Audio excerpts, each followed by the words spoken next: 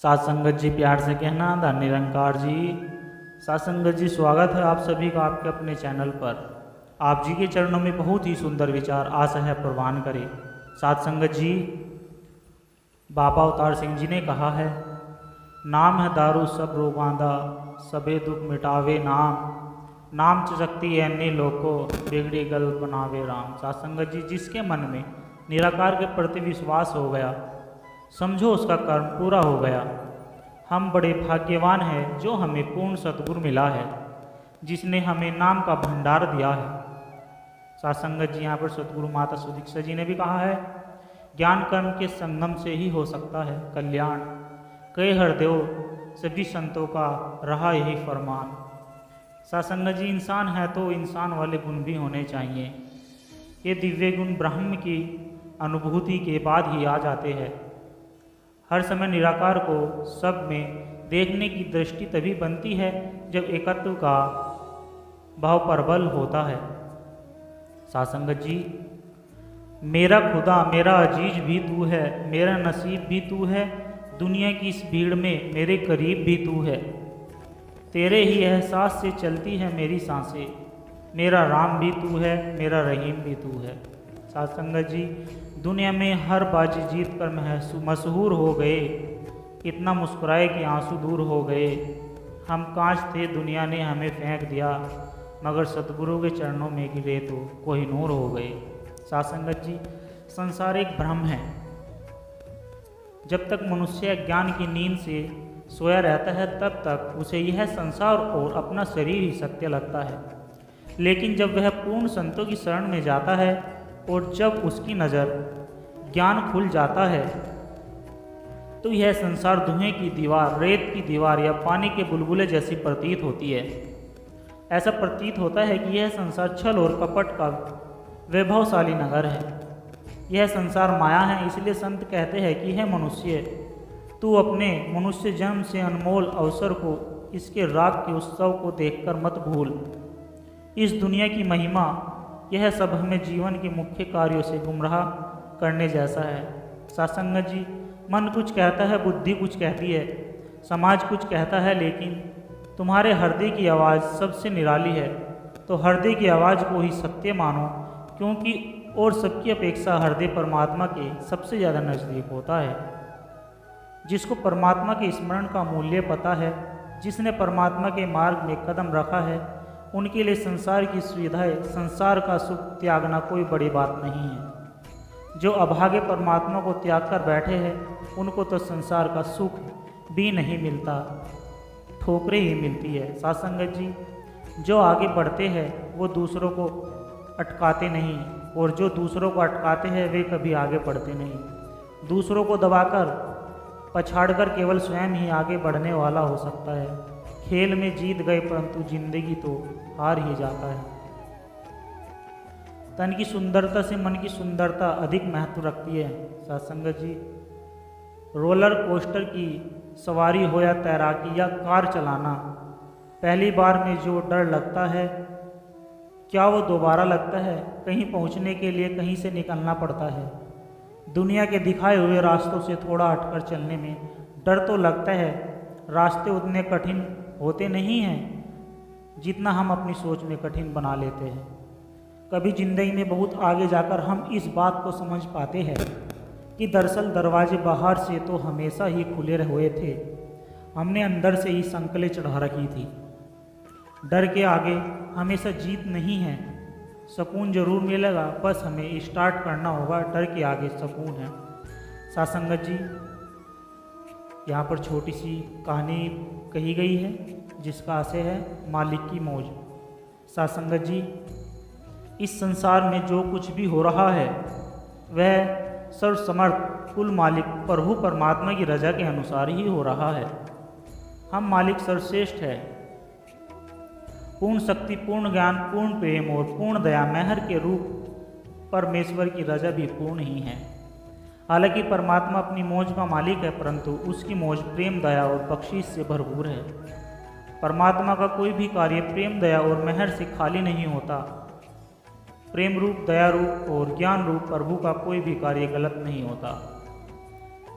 जिसने कृपा करके हमें मनुष्य जन्म का वरदान बख्शा है, जिसने हमें संसार के सब पदार्थ दिए हैं, जो हमारे सब अवगुण अनदेखे करके हमारे ऊपर रहमत की वर्षा करता है, ऐसा प्रभु परमात्मा भुलाए जाने के योग्य नहीं है। सासंगत जी सुन सिमरन की महिमा। सिमरन की महिमा का महत्व। अधिक सिमरन से शरीर सब में हो जाता है। नाम का सिमरन रग रग में बस जाता है। जैसे कोरे घड़े में तेल मनुष्य की रग रग में निवास हो जाता है, क्रोध और जितने दुर्गुण हैं वे अपने आप समाप्त हो जाते हैं। तो यह सिमरन बड़ा सहायक है। कदाचित कोई दुर्गुण है तो उसे अज्ञात रूप से दूर कर देता है। दुष्ट संस्कारों के निकलने का साधन केवल सिमरन ही है। वह कम से कम हो जाते हैं। जब नाम अधिक वास कर लेता है तो वस्तुतः वासनाएं दुर्बल हो जाती है। जो शुभ अंदर से जागता है वह ठहरने वाली चीज़ है, बाहर की बनावटी नहीं रहती। अंदर यही नाम बस जाए तो बाहर आप ही प्रसन्नता आ जाती है। सासंगत जी, जो चाहता है मेरा जीवन अच्छा हो वह खूब सिमरन करे। विचार हमारे मन में अंडे छोड़ जाता है और संस्कार खराब कर देता है। व्यर्थ विचार ही हमारे अंदर कूदते रहते हैं। यदि हमने अपने दूसरे विचार सिमरन डाल दिया तो उस समय बुरा विचार आप ही समाप्त हो जाता है। खाली समय में व्यर्थ सोचने की बजाय सिमरन शुभ है। जो सिमरन करते हैं उनका काम रुकता नहीं, वे सब काम करते हैं और इस सिमरन से सब कर्म अच्छे हो जाते हैं। सासंगत जी, आज का प्रेरक प्रसंग, कल की चिंता। एक राजा की पुत्री के मन में वैराग्य की भावनाएं थी। जब राजकुमारी विवाह योग्य हुई तो राजा को उसके विवाह के लिए योग्य वर नहीं मिल पा रहा था। राजा ने पुत्री की भावनाओं को समझते हुए बहुत सोच विचार करके उसका विवाह एक गरीब सन्यासी से करवा दिया। राजा ने सोचा कि एक सन्यासी ही राजकुमारी की भावनाओं की कदर कर सकता है। विवाह के बाद राजकुमारी खुशी खुशी सन्यासी कुटिया में रहने आ गई।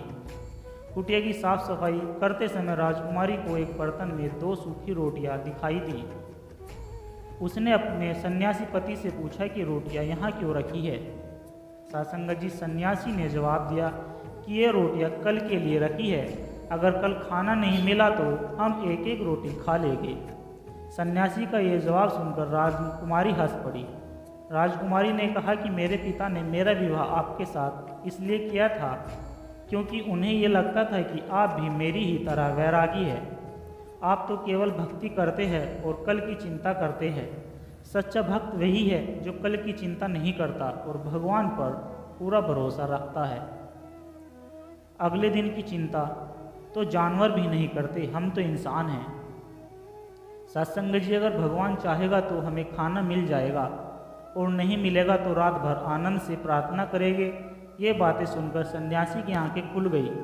उसे समझ आ गया कि उसकी पत्नी ही असली सन्यासी है। उसने राजकुमारी से कहा कि आप तो राजे की बेटी है, राजमहल छोड़कर मेरी छोटी सी कुटिया में क्यों आई हैं? जबकि मैं तो पहले से ही एक फ़कीर हूँ। फिर भी मुझे कल की चिंता सता रही थी। केवल कहने से ही कोई सन्यासी नहीं होता, सन्यास को जीवन में उतारना पड़ता है। अपने मुझे वैराग्य का महत्व समझाया। सासंगत जी, शिक्षा। अगर हम भगवान की भक्ति करते हैं तो विश्वास भी होना चाहिए कि भगवान हर समय हमारे साथ है। उसको भगवान हमारी चिंता हमसे ज़्यादा रहती है।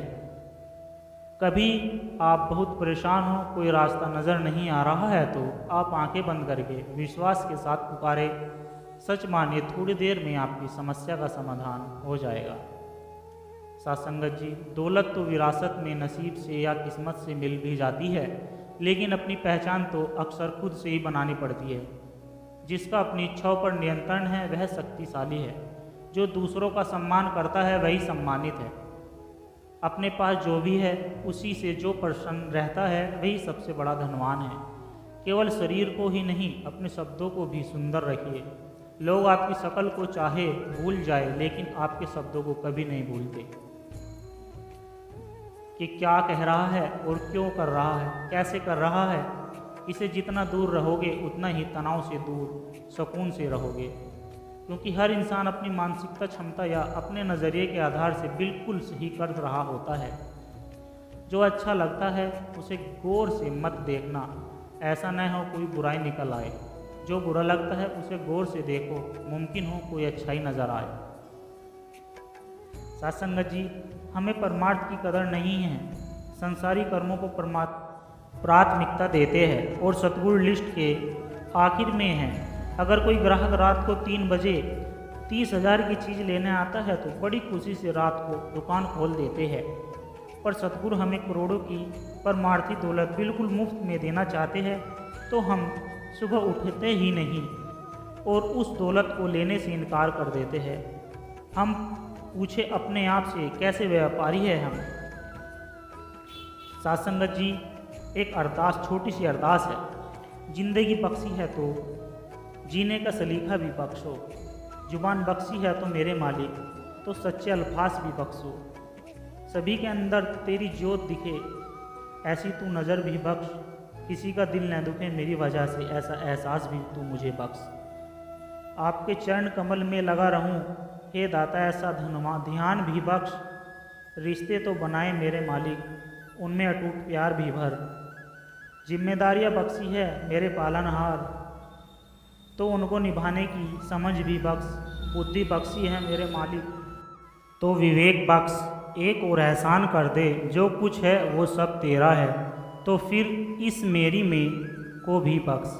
सत्संगत जी, मेरे लिए मेरा घर ही सत्संग भवन है, क्योंकि मेरे सद्गुरु ने जो निराकार का ज्ञान दिया है वह ज्ञान ऑलरेडी हर जगह मौजूद है। जितना सत्संग भवन में वह ज्ञान मौजूद है उतना हर जगह और मेरे घर में हर एक सदस्य में मौजूद है। तो क्यों मैं घर को सत्संग भवन नहीं बनाता। जितना मैं सत्संग भवन में जाने के बाद संतों से प्यार से पेश आता हूँ, उनके चरणों में दिल से गिरकर नमस्कारी करता हूँ, उनकी सेवा तन मन धन से नम्रता से करता हूँ, क्या मैं उतनी सेवा, उतना प्यार, उतनी नमस्कारी मेरे घर रूपी भवन में करता हूँ या नहीं। यदि घर के सदस्य मुझ पर नाखुश है, मुझ पर दुखी है या मेरे स्वभाव के कारण दुखी है, तो सत्संग में जाकर मैं भाग भाग कर यदि मैं सेवा करता हूँ तो ये भी गुरु को मंजूर नहीं है।